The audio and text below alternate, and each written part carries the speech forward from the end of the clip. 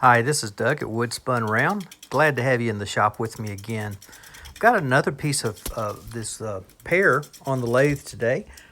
Took a crotch piece. It had, I don't know, three, I think, branches coming out of the main piece, out of the main trunk, and wanted to turn a bowl here just to see what kind of figure was down in here with these crotch sections and whatnot. So here, what I'm doing here is just getting started. I start on the corners for several reasons. One, it lets me start on the bottom and the side at the same time, but it also begins to make that form, develop that form, and I can begin to see what it's going to allow me to do.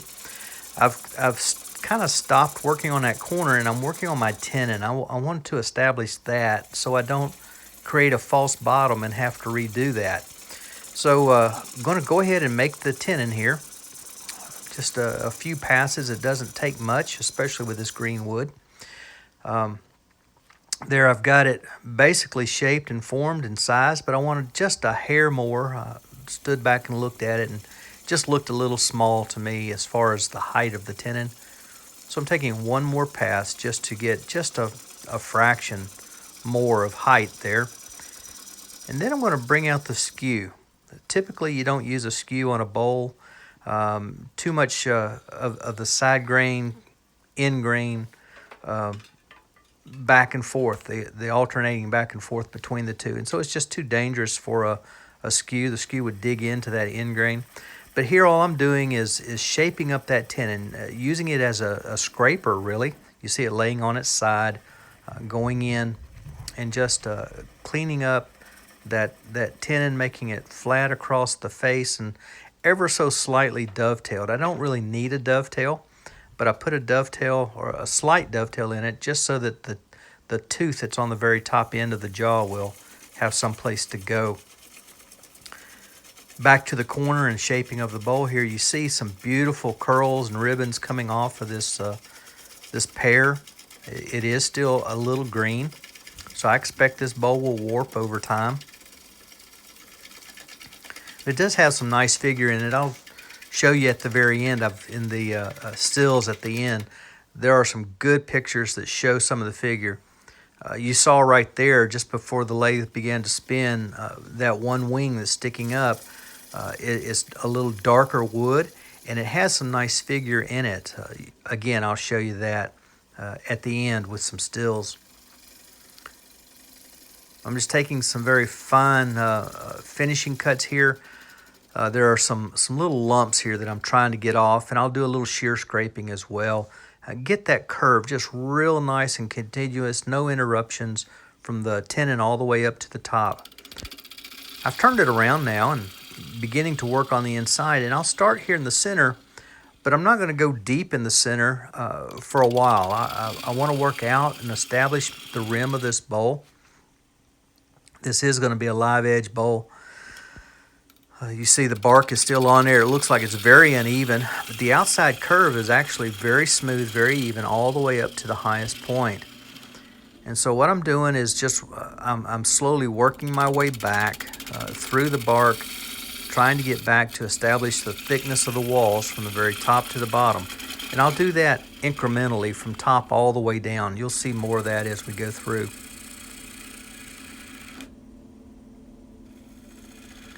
Because this is a crotch, particularly the very center of the inside of this is pretty tough. I was a little surprised at how tough it was. I've worked my way back now, and what you're seeing is I'm beginning to work my way down the wall here. What I'm after is about 3/16 thereabouts. It'll vary a little bit from 1/8 to 1/4. But not much. It's very, very close to 3/16 all the way through. And I'm just working my way down. You saw that one little spot there where it's still a little thick. Of course, I haven't gotten all the way down to it yet. And so I back up just a little bit, going down that sidewall. You see those nice ribbons coming off of there. There again, the advantage of green wood. You get some really fun ribbons to come off of that blank. This is a matter of taking a cut, maybe two, and checking, seeing where are you. To get that wall the same, well, the rim, the bark thickness the same all the way down, you've got to go down that wall. You can't come in too early.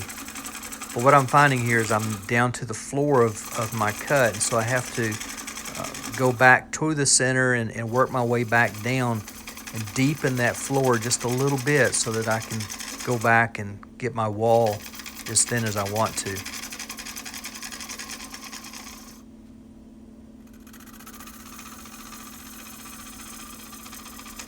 Those people who really like to know, this is a 1/2 inch Sorbie bowl gouge.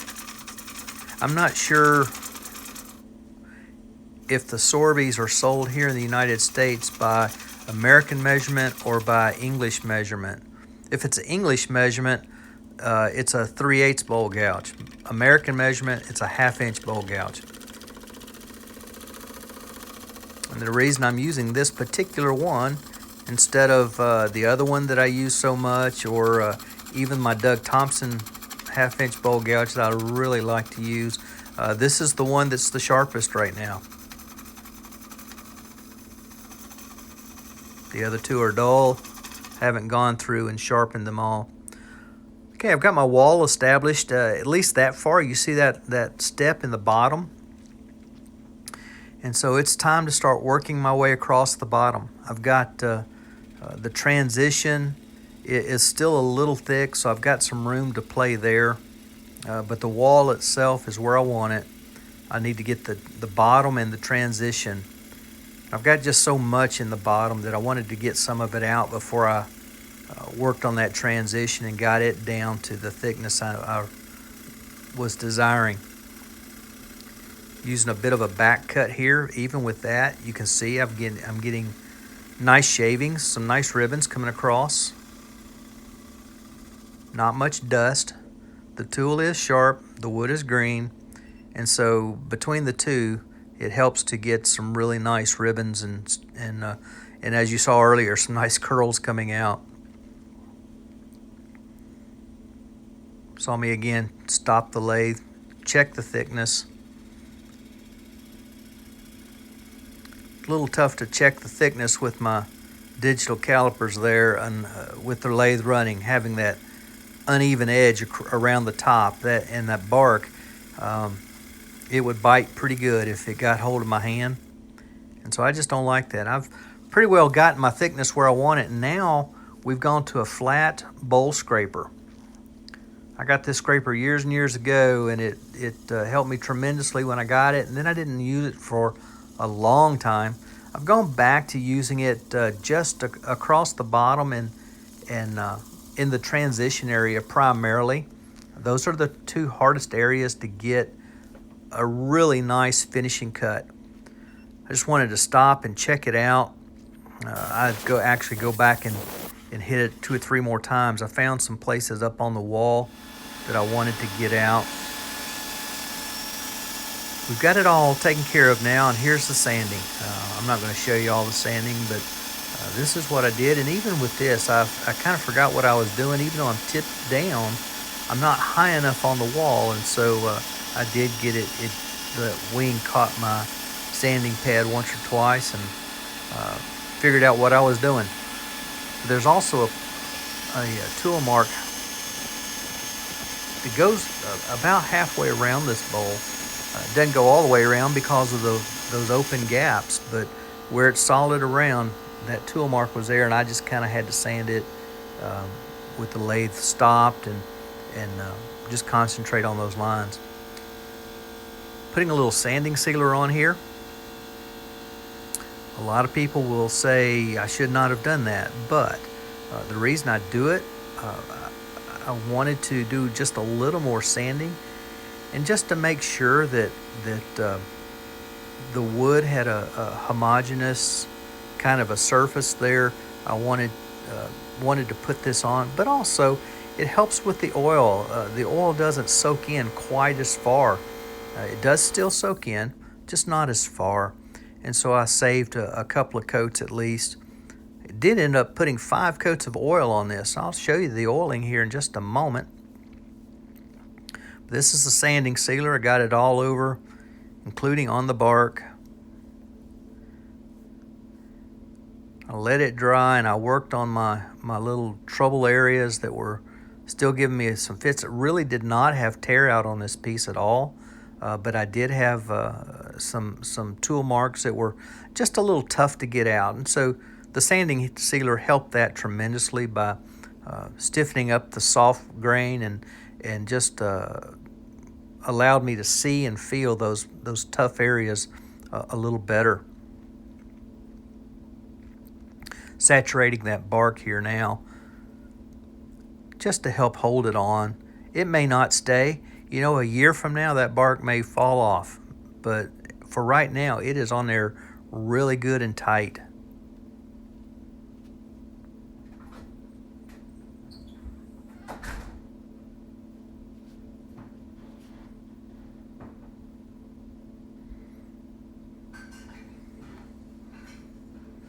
Just really taking my time. Wanted to get a good saturation in that bark. So there it is, inside and out. Just giving it another rub over, making sure it's nice and even, nothing pooling up anywhere, making sure I got no runs. It's dried. I've done the sanding. Here I'm putting on some Mahoney's walnut oil. Most all the walnut oils are pretty good. I just like the Mahoney's. It's just a personal preference, really. One thing I like about it is that from the very beginning, we were told by Mahoney himself, Mike Mahoney. He developed this because he wanted a food-safe oil that does dry. And so this has been heated to kill the proteins that people are allergic to. It's also been filtered to get all of that out of there. But nothing else has been added. There are no dryers or anything like that. It's just a really good oil to use. Someone said they were allergic, had a nut allergy. I would caution them to test themselves, see if this causes an allergy to them. Just put a little dab on the back of your hand.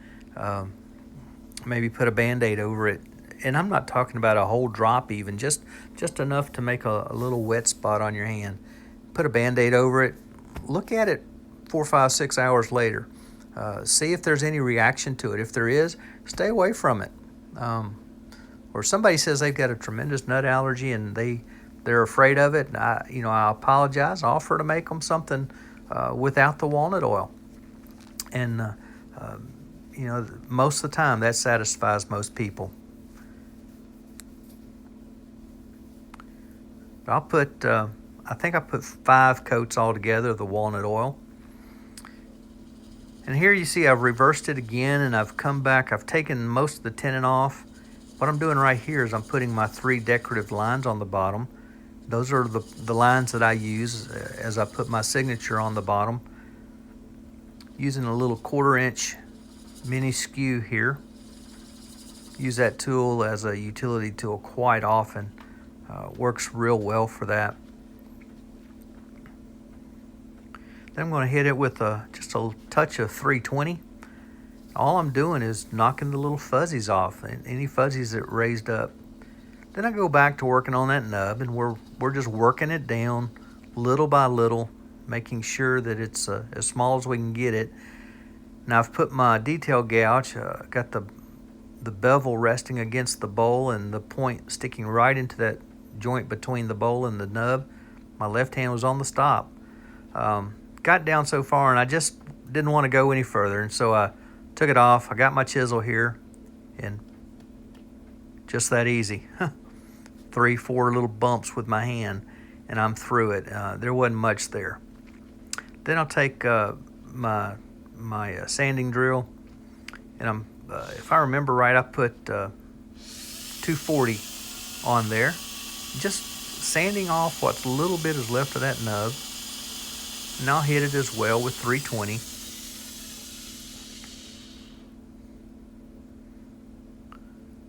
I want the bottom to be finished as nicely as the rest of the bowl. I want people to be able to look at the bottom and even wonder, how did he do this?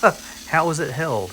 I don't leave any remnants of tenon or recess in my bowl typically. I have a few bowls that there's still a little bit of a recess, but not very many.